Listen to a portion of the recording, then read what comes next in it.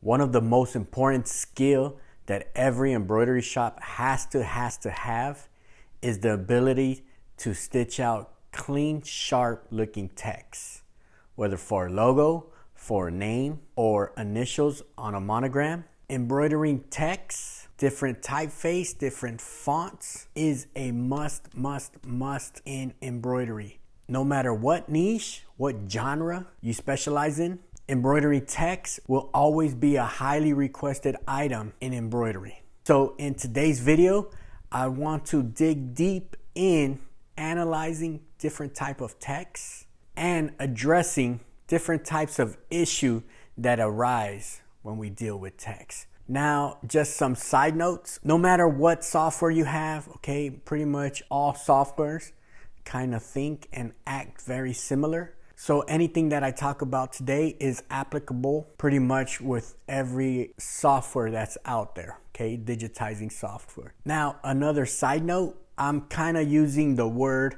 typeface, font, text, all interchangeably, okay? They all have their proper definitions, okay? But just to make this video very simple and easy to understand, I'll just use the word font.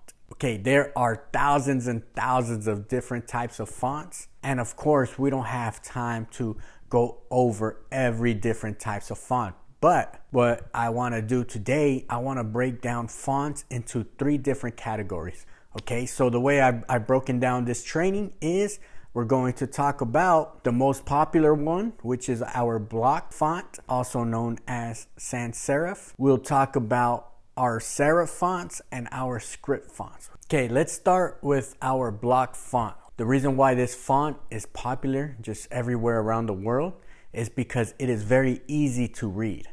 Okay, especially in the embroidery world where our font or our text becomes very small. You want your text to be as legible as possible, especially when you're standing from a distance.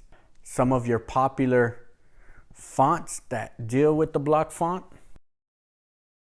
Okay, these are our most popular type block fonts. You've seen these fonts all over the world, okay, especially with the most common logos. They all have some type of combination of these fonts here. For example, the Helvetica, okay, you've seen that everywhere. There are so many logos. For example, we have the American Airlines uses Helvetica, Lufthansa Airlines, okay, Jeep, Harley Davidson, they all use a combination of Helvetica. Okay, same thing with Futura. All right, there's countless logos that uses the Futura, and of course our Arial that we see pretty much every day. Let's start with the most basic letter of them all. Okay, you can't get any easier than this letter here when it comes to the block, but I'm going to use this as a starting point and then we'll build from there. Okay, so with our block font, our most easiest letter, right, is the letter I. All right, the letter I has nothing fancy about it. It's just one rectangle pretty much, okay? And so when we deal with this, the benefits of having block fonts also is we can shrink it very small. It's the smallest type of font that we can use for small text.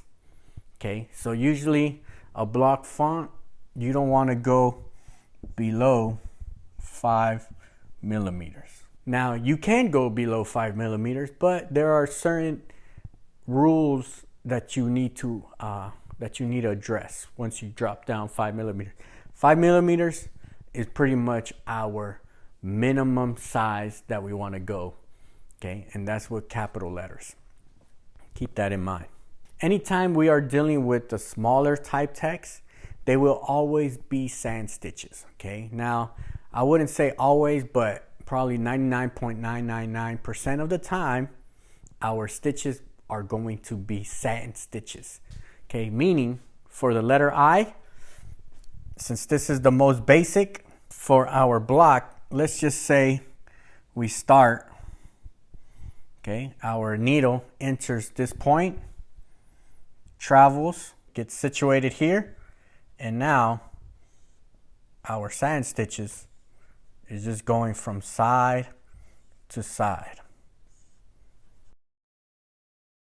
This here, fundamental. With this information that we have here, we are going to build on top of that, okay, once we get into the more complicated type text. Here at this point, you want to focus on density. We're just going to give it the standard. Okay, this is what the software usually gives it, density. So all we're doing is a stand stitch for the eye. Now with the block font, as you can see, there's nothing fancy, anything hanging off, right? Even with other letters, there are some simple text. For example, we have our letter C, okay? Our letter C, our sand stitches, they all travel pretty much a fixed path, all right, all the way through till you get all the way down here. Okay, so very basic type digitizing.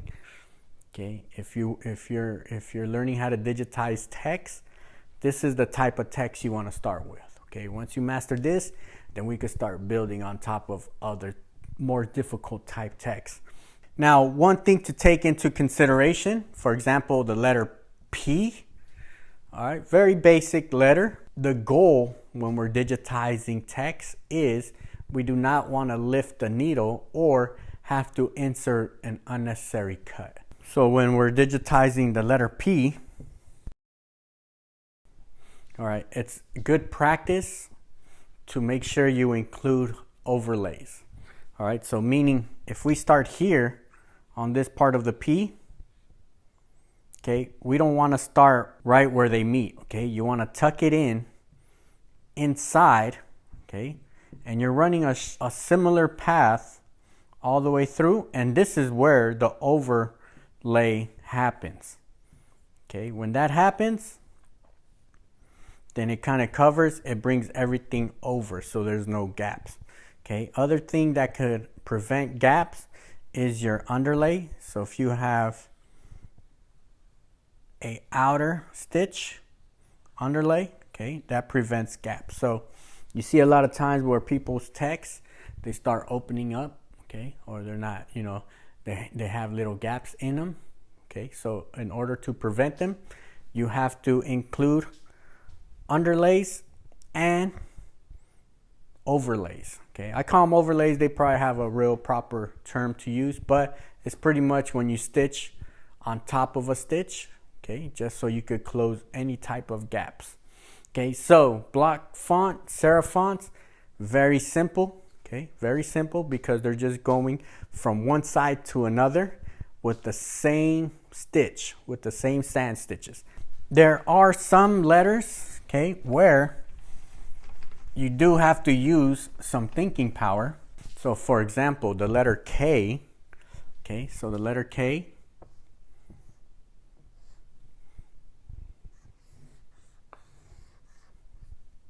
okay, we have all sorts of stuff happening.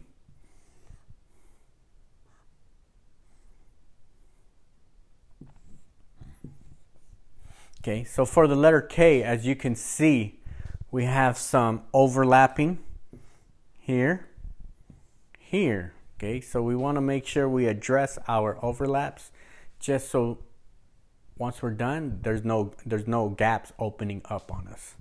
Okay, so here you definitely want to introduce a gap here and a gap, and not a gap, but an overlay here. All right. So when it's done, all right, so as you can see, we have a overlay here,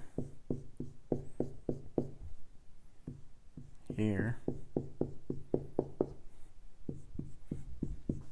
Now, a lot of this overlapping and making sure we close up any gaps, a lot of it, the software is doing it automatically, but the software is not always 100% correct. And sometimes you don't have the font that you're looking for.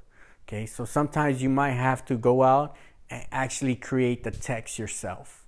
Now, a very important idea about all this is once you master text and practice on text, then other digitizing artwork start to make sense. It starts to become a little bit more easier to understand. All right, other letters that we have to kind of use some brain power about is our W. Okay, so that's another letter where a lot of stuff is happening. You're really concentrating on areas right here, okay? So these are your overlaps and your gaps that may arise. Okay, so different fonts have different ways to address this, okay? But sometimes you will see,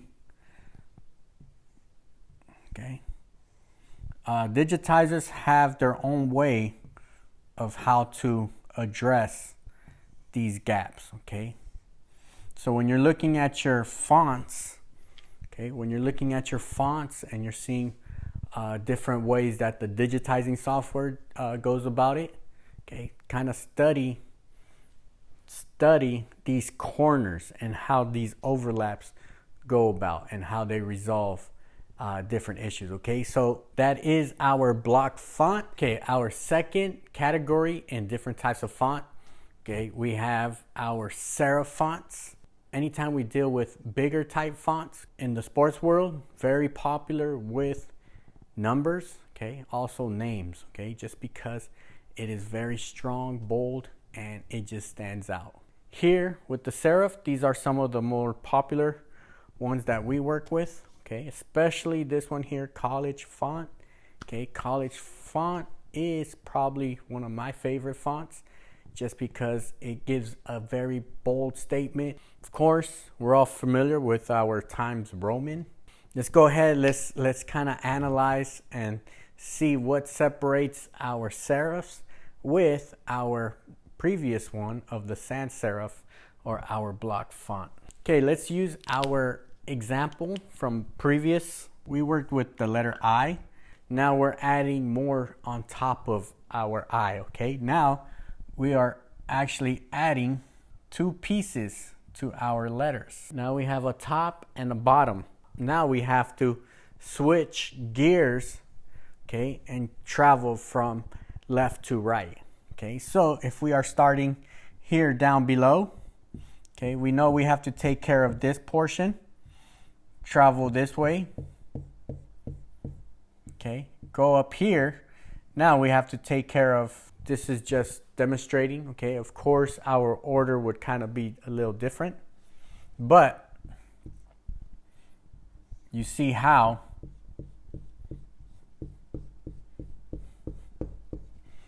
with the extra steps, okay, now that we have extra steps, there's more planning that goes behind it now.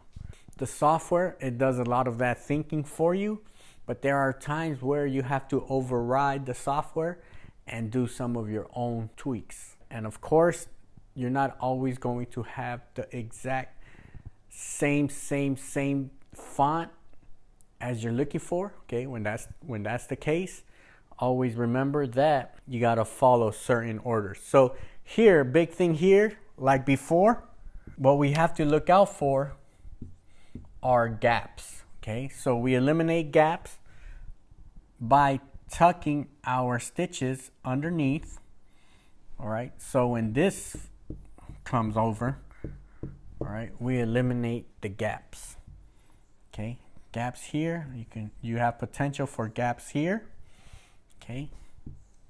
And you want to add underlay, okay? We want to add underlay just so our stitches do not open up. Other types of issues that may arise, okay, and this also goes with your regular block fonts too, is sometimes you might have stitches that are kind of hanging outside of our text, okay? Sometimes that can be a reason of underlay, okay? Too much underlay, okay? Too much underlay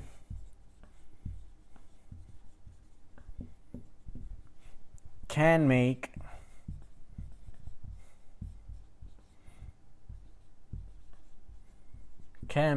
a mess under your stitches.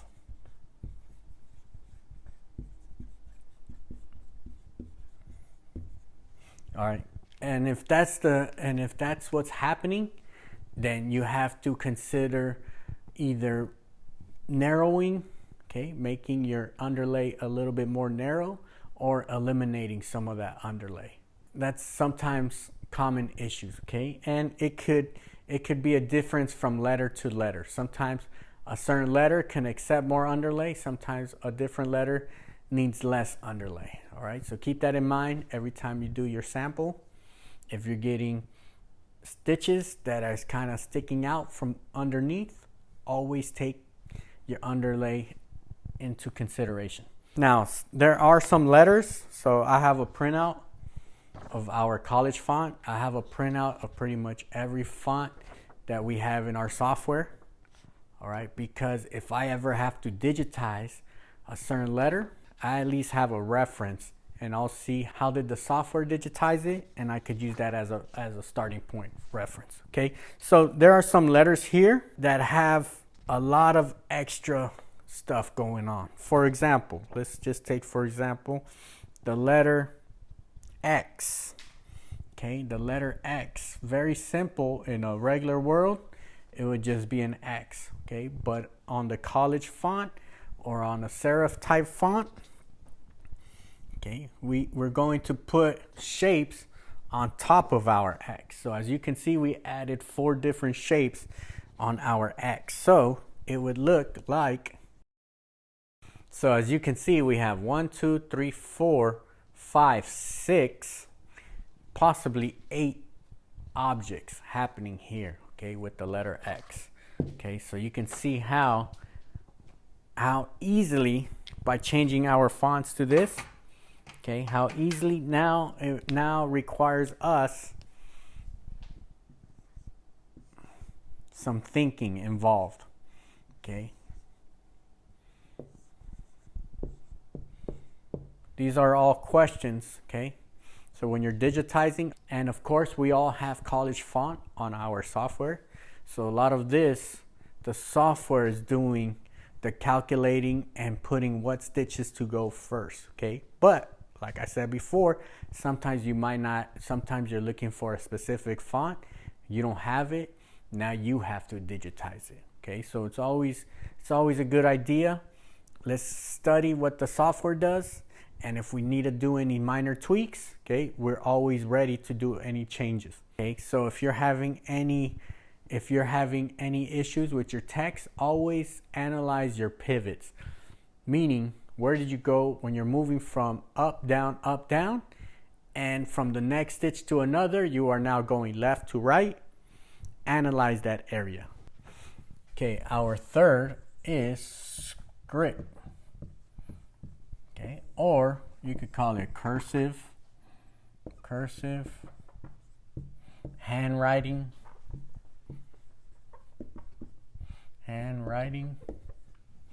or decorative. If I misspelled it, okay, decorative.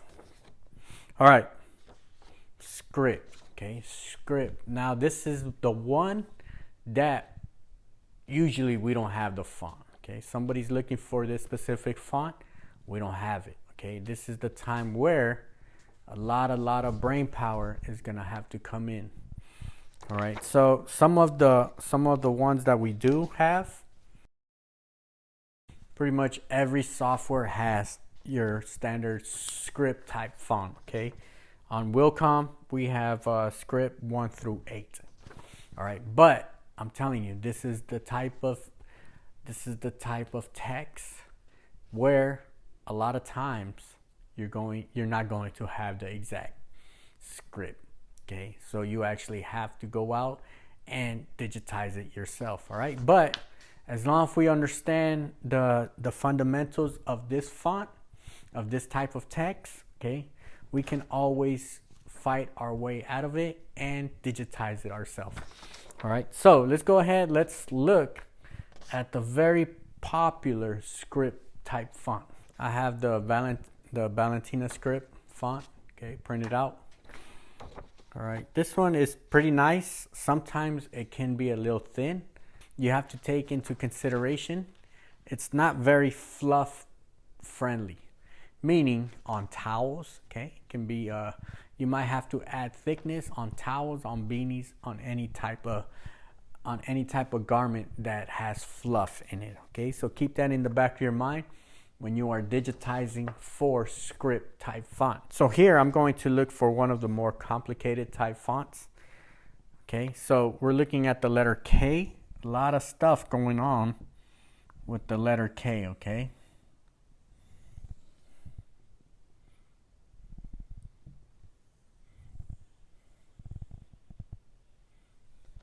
So as you can see, a lot of crisscrossing. Anytime we have crisscross, then you know there is something we have to think about. All right, meaning anytime you have a crisscross in script, you have to know what is your top and bottom. All right, that's a judgment call that you have to make. Usually, as you're moving your marker or your pen, you want the last stitch to be on top. For example, anytime you have a crisscross, all right, we're always focused what's on top of what. So when we're stitching these out, okay, this will go underneath, and this crisscross portion goes over. Okay, this part goes bam, and here same thing. You have to make a call. Of course, this would look like this. Okay, you have to make your call and see what goes on top of what. So it's always a good idea to use the built-in fonts just to get an idea and see what goes over what. Okay, especially at these intersections here.